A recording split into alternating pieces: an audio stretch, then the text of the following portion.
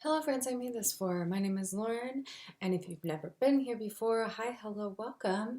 I like to talk usually about astrology through the tarot. Today's a little different, and if you are already a returning subscriber, hi, I love you, bestie. Today's video, excuse me. Today's video is a little bit different. We're doing another video for an ongoing series that I'm doing, Witchy Tips. And if you did or did not know, there is a new moon in Aries happening on the 31st of this month. I'm about to get ready to pack and go to Colorado later this week. So I'm just making this ahead of time to have it uploaded for you. To kind of start doing some work around this new moon in Aries. As you are probably aware, we shifted into spring and Aries season with the spring equinox happening on this last Sunday on the 20th. So Aries is our cardinal sign of fire. Aries is the beginning of the astrological wheel. So we're beginning this journey together all over again in the sign of Aries after ending it in Pisces. So this is our first new moon of the astrological year. So I wanted to give you some tips and ways of connecting with this energy in case it is supportive for you. I'm going to give you kind of just three-ish things to work with in any ritual. I also have a new moon ritual from the past. I'll put that at the end or in the links down there. I also have videos going into deep dives about Aries, and you can find those down there as well, or in the little buttons happening at the end of this video. Because some of these things you might want to dive into a little bit deeper, and I'm just going to be giving a introductory lesson into. So let's start with the basics. New moon, what does it mean? How can we kind of engage with that energy? So the new moon or the dark moon, people talk about that a little differently. The dark moon is actually when it is completely out of the sky. New moon is when we get to start seeing that itty bitty sliver coming right after that, when the moon starts to emerge. So how you will want to work with this energy might be a little bit different. Some people avoid working on the dark moon specifically because they feel like there's more energy to utilize when the moon is emerging once again and we're visually able to see it. But let me back up a little bit more. You might not be aware that a dark moon happens when the sun and the moon are conjunct. That means they're in the same sign. They are like that. They're overlapping in the sky. For us visually on Earth, that's how we see it. So anytime it's in Aries season, it's always going to be a dark moon in Aries. So that's some basics about the moon, just in case you are unaware. And if that supports you, great. If you already knew that, you're such a winner. I can't believe you are even bothering with me, queen and king and royal them. I'm just kidding. Thanks for being here. So yeah, we're talking about Aries, and with that new moon energy, that conjunction of the sun and the moon, conjunction being when they're in the same sign and right overlapped with each other, we almost get this extra bit of energy in that sign where it's just really like compounded, as I like to think about it. So we are totally immersed in that energy, and that again is happening on the 31st.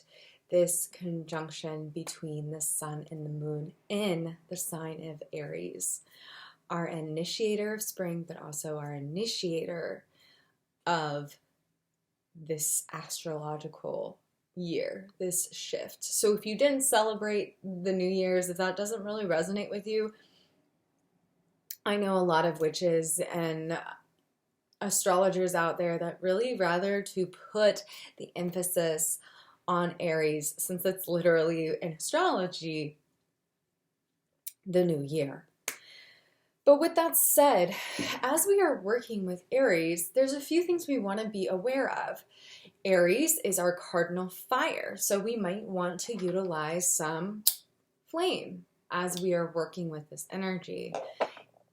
In the fire signs, it's the first, so it can be, I tend to look at it as the spark, the initiator of the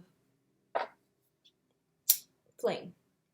So as we work with the fire energy or the energy of Aries, we're going to want to incorporate some of that fire, or you might feel inclined to do so. So one of the first things I want to talk about is cleansing with smoke.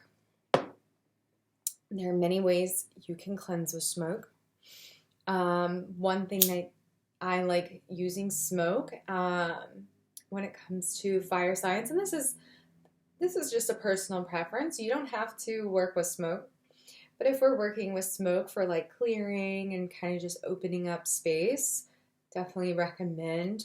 Again, we use fire to start us out with the smoke. This is tar wood that I'm using, and tar wood is not an endangered species of wood.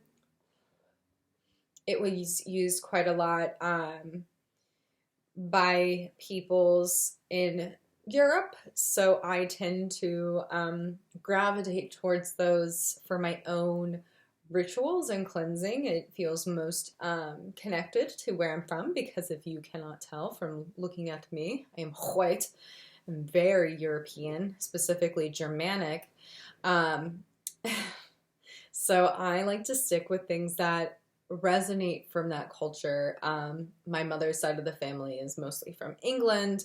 My father's side of the family is mostly Germanic and German. So that European descent for me is where I connect some of my ritual for. So I like to use tarwood or rosemary. I've been gifted other burning cleansing tools, and you're welcome to use whatever feels supportive for you. But using smoke around this dark moon might be really supportive for you, specifically clearing out certain stones that you want to use. And I'll talk about stones in just a second, as well as clearing out your deck or certain cards that you want to utilize. And when it comes to smoke clearing, again, I'm not saying smudging, because I don't know, that's not part of my culture. I just say clearing because that's connected to me. I usually say follow your intuition as it goes.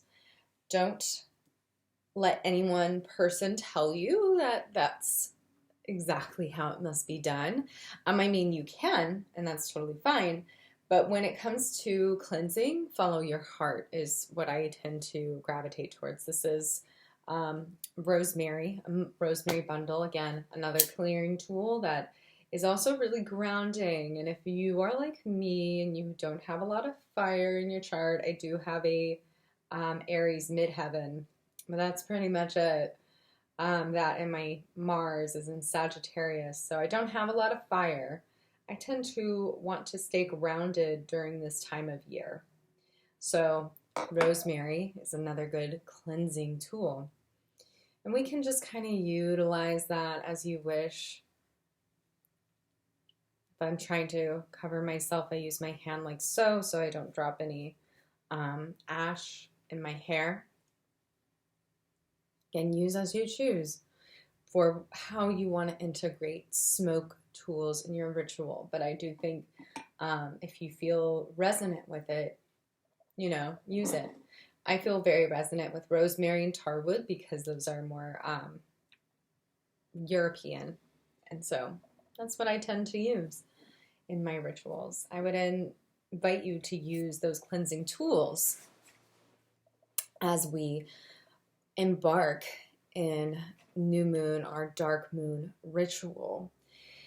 Because dark moon in or new moon is a great time to set intentions, to set your space, and to set very clear expectations with yourself, and releasing some of that baggage can be really helpful in engaging with that energy. I tend to use clearing tools all the time personally in any ritual because I think they are supportive. Again, use as you choose with a lot of these things. Intuitively, you actually have a lot of wisdom. So be mindful of the tools that you are using, but also sit with what feels right for you as a budding witch or wizard or paladin, whatever you want to identify as. I don't really care what it is. However you engage in your spiritual practice around this time, mindfulness is the most important, and being intuitively guided is important as well. Your ancestors, your support system in that way will help you, and it will help you even more if you are connecting with tools that bring you back to your lineage, or at least that's my experience. So smoke can be a great tool to utilize. You might want to pull out some crystals specifically for any rituals as well. So today I have 2 stones to share with you that are great if you're wanting to connect with the fiery energy of Aries. We have carnelian. This is a beautiful carnelian palm stone that I really am a huge fan of.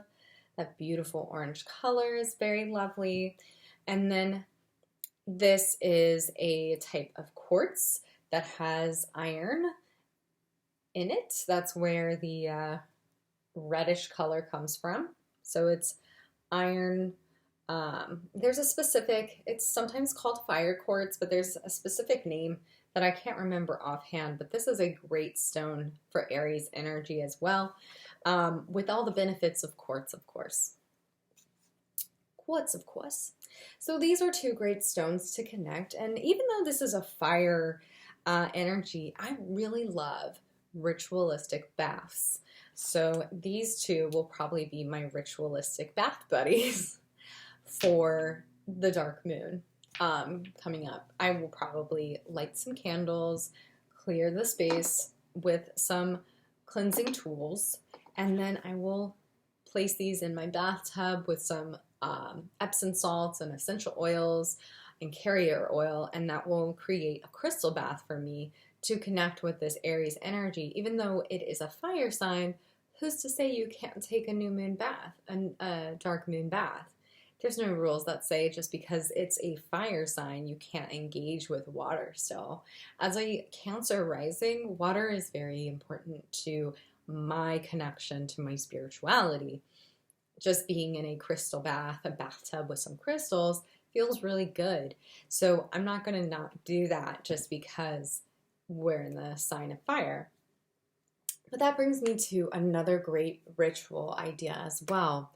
So I have 2 candles here. I have this little votive candle that was a gift from a dear, dear friend for my wedding. I have this little love candle that could be really great for a ritual.